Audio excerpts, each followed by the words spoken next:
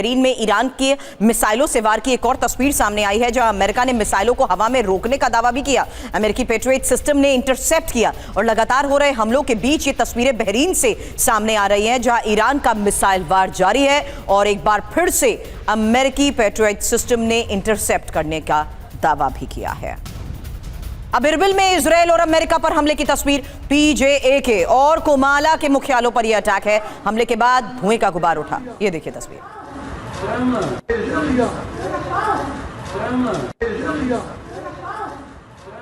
अब ईरान के कराज में भी हवाई हमला हुआ। बमबारी से कराज में पुल कैसे टूट गया उसकी तस्वीर जरा गौर से देखिएगा। तेहरान से जोड़ने वाला पुल ध्वस्त हो गया। ईरान की शान, ऐतिहासिक शान माना जाता है ये पुल, जहां अब कराज में ही हवाई हमले में कैसे बमबारी से इस पुल को ध्वस्त कर दिया गया, उसकी अलग अलग तस्वीरें अब आपको दिखाएंगे।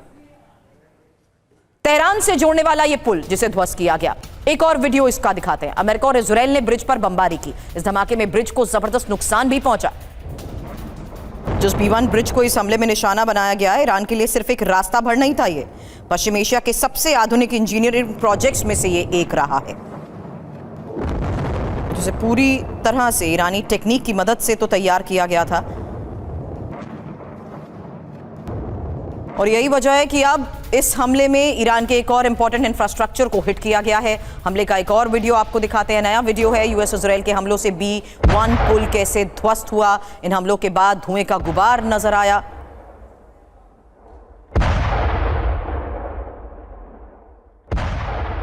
यानी साफ है कि किस तरीके से अब इन हमलों में ईरान के ऐतिहासिक इंस्टीट्यूट हो या उसकी ऐतिहासिक धरोहर ही कहें, क्योंकि ये इंजीनियरिंग का जो एक गौरव ईरान का बना रहा है, ये पुल B1 ब्रिज, उस पर हमले को अंजाम दिया गया है।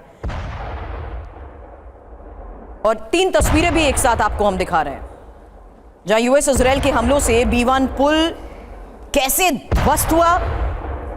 पहाड़ी के बीचों बीच महत्वपूर्ण रास्ता, तेहरान से जोड़ने वाला वो रास्ता,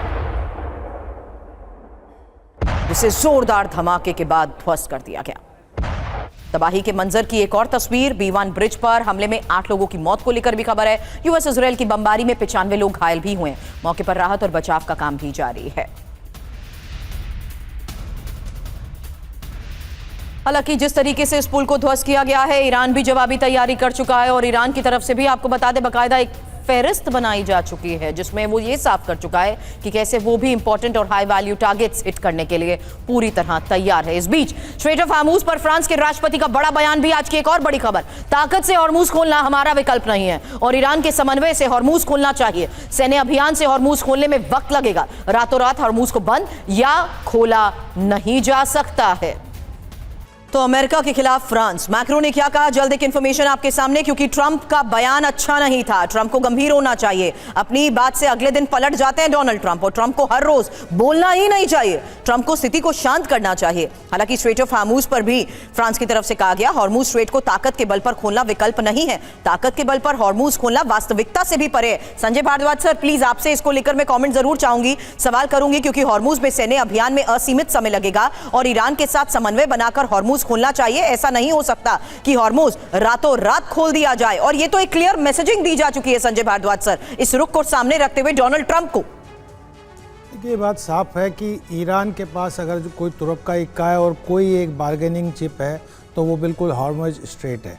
और जब तक उनको एश्योरेंस नहीं होगा कि सीज फायर नहीं होगा, और जब तक गारंटी नहीं मिलेगी कि किसी भी तरीके से ईरान पर जो उनका इंफ्रास्ट्रक्चर है, पुल है, जिस तरीके से अमेरिका उसको तहस नहस करना चाहता है, जब तक वो नहीं रोकेगा और जब तक उसको पूरा गारंटी नहीं मिलेगा, चाहे वो यूरोपियन वर्ल्ड से मिले या कहीं से भी मिले, तब तक हॉर्मूज वाला एक कॉन्फ्लिक्ट बना रहेगा। अब इसमें सवाल ये है कि कितना फोर्स के माध्यम से अमेरिका उसको खाली करा पाएगा, कितना अंतर्राष्ट्रीय दबाव तो ईरान के पक्ष में जा रहा है, क्योंकि पूरा जो दबाव बन रहा है वो अमेरिका पे बन रहा है कि आप युद्ध बंद कीजिए, ना कि ईरान पे बन रहा है कि आप हॉर्मुज स्ट्रेट को खोल दीजिए। और जहां सेलेक्टिव स्टैंड ईरान को लेना पड़ रहा है कि कुछ वेसल्स को निकालना है, कुछ ऑयल टैंकर्स को निकालना है, तो निश्चित रूप से ईरान वहाँ पे अपना एडवांटेज लेके उनको ग्रीन सिग्नल दे रहा है। तो बेसिकली लेकिन क्या यूरोप ये सिग्नल दे रहा है कि वो अलग रणनीति के तहत आगे बढ़ने को तैयार है, या युद्ध के इस दौर में सिर्फ अमेरिका से बचने की वो कोशिश कर रहा है?